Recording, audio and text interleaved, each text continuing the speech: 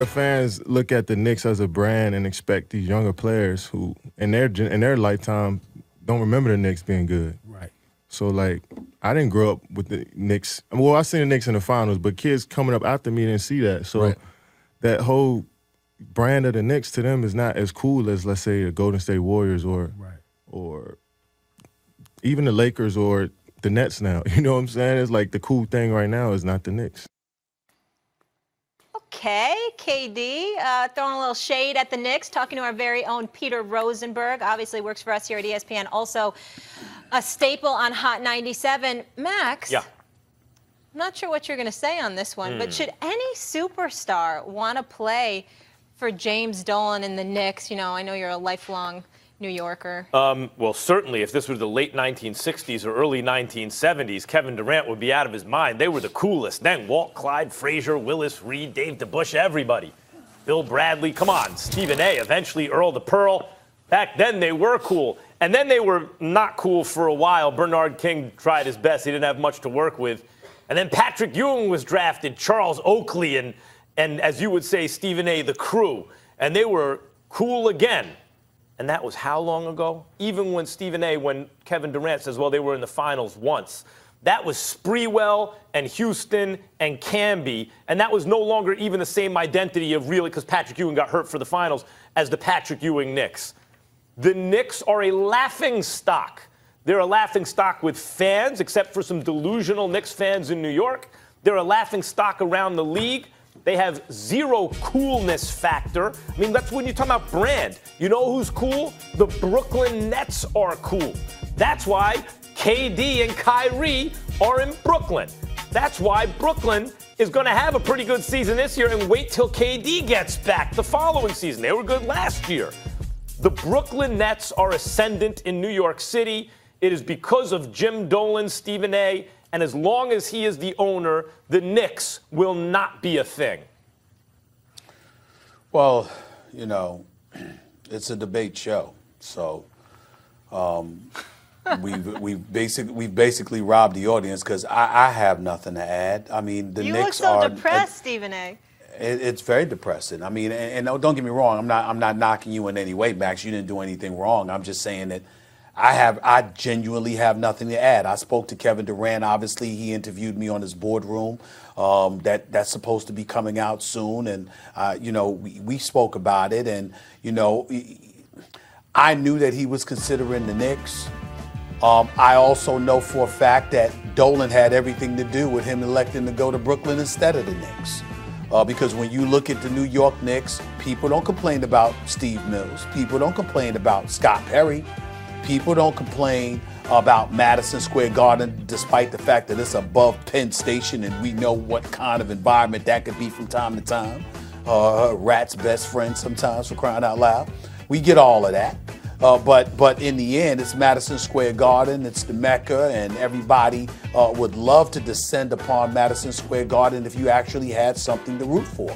And the perpetual, continual, relentless complaint is aimed solely in the direction of James Dolan, who's presided over this franchise pretty much on his own since 1999. Since that time, they've had just 5 playoff appearances. They've won just 1 playoff series. They've had the worst record in the sport. They have been a an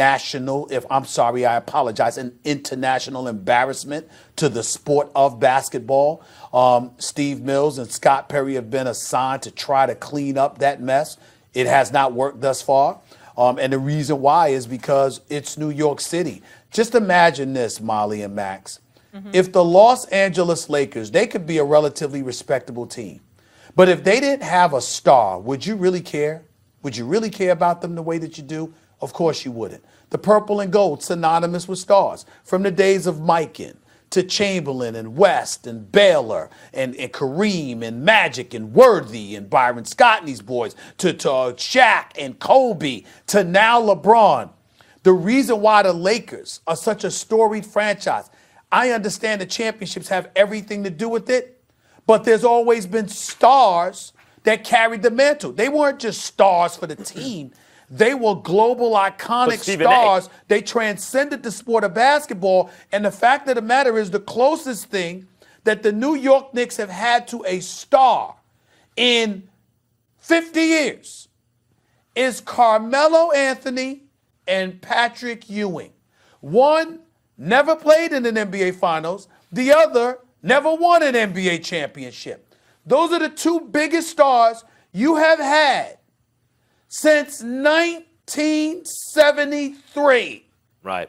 I have nothing to add other than that, other than to say that I believe that the producers and Molly and all of y'all brought this up to torture me and to remind me of the level of depression that I cannot escape from because I was fine until we brought up the Knicks. Jr., and this is what happened. Dennis Smith Jr., R.J. Barrett, Kevin Knox. Look, I can go on and on. You got a squad? No, you don't. Here's the issue.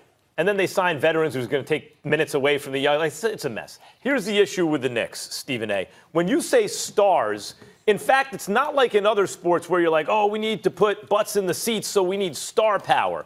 In the NBA, the biggest stars are the best players, and they have the largest influence on whether or not you win a championship. You can't do it without stars in the NBA. And name a single superstar who's ever signed with the Knicks as a free agent. Name the guy who's like, yep, I want to go there. First of all, I don't care what a metropolis you are. If you're a cold weather city, you're behind the 8 ball. Why are you doing this, man? That's the truth. And then, by the way, here's how bad it is. Even sometimes the basketball gods say, okay, this is such a mess. We'll just drop Jeremy Lin into your lap. No, see you later. We'll give you Kristaps Porzingis. See you later. You don't even get anything for him, really. They just leave. So the times where you have maybe this guy can do something, no, not even then. All right, this is just depressing. Let's go to break. This is all sad. On a brighter note, Stephen A., the show's heading west. We'll be in Los Angeles, the sunshine, for the entire week of October 21st for NBA opening week, including the huge Lakers and Clippers showdown at Staples. They have no problems with stars. We'll have plenty of special guest surprises. Don't miss any of the best debate on television right here on First Take. A lot more to come. Was there or wasn't there a pre-game handshake? I've got video for you. We'll discuss what this latest drama says about the Browns and their young QB. We're talking The Bake Show.